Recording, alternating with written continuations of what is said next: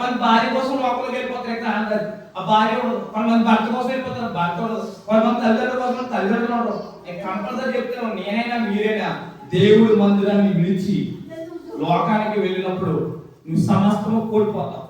మళ్ళీ తిరిగి దేవుడి మందిరంలోనే పొందుకోవాలి. శ్రమ వస్తున్నాయా, దేవుడి మందిరం వేడు అలా మార్చాడు. ఇప్పుడు నీ భర్త నీ శ్రమ పడుతున్నా, దేవుడి మందిరం వేడు నీ భర్తను మార్చాడు. నీ భార్య శ్రమ పడుతున్నా, దేవుడి మందిరం వేడు దేవుడికి బాగా చేస్తాడు. నీ సంసారాన్ని బాగేస్తాడు.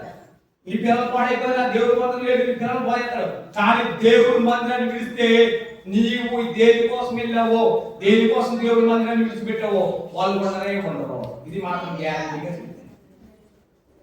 వాళ్ళు ఉండరే ఉండరు. నీకు అవమానం తెస్తారు, చిగ్గు తెస్తారు, కీడు తెస్తారు, నష్టం తెస్తారు. చాలా మంది దేవుడి మందిరాన్ని విడిచిపెట్టి, చాలా మంది బాప్తిస్మం తీసుకున్న తర్వాత జనవరి ఫస్ట్ వదిలిపెట్టిన వాళ్ళు, లేకపోతే దేవుడి మందిరాన్ని విడిచిపెట్టారు. ఈ రోజు ఒక రోజు పూట కూలి కొరకు దేవుడి మందిరాన్ని విడిచిపెట్టారు. తప్పక నష్టమైపోతారు. తప్ప ఆ పూట కూలి మీరు గమనించిన కోరుకోలి 15 రోజులు 20 రోజులు కూలితో కలిపి మార్చుకోగలం.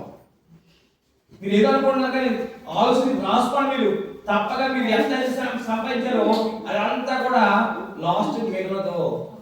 నేనైనా మీరైనా మీకు ఏంటంటే ఈ భక్తి మనకి దేవుడు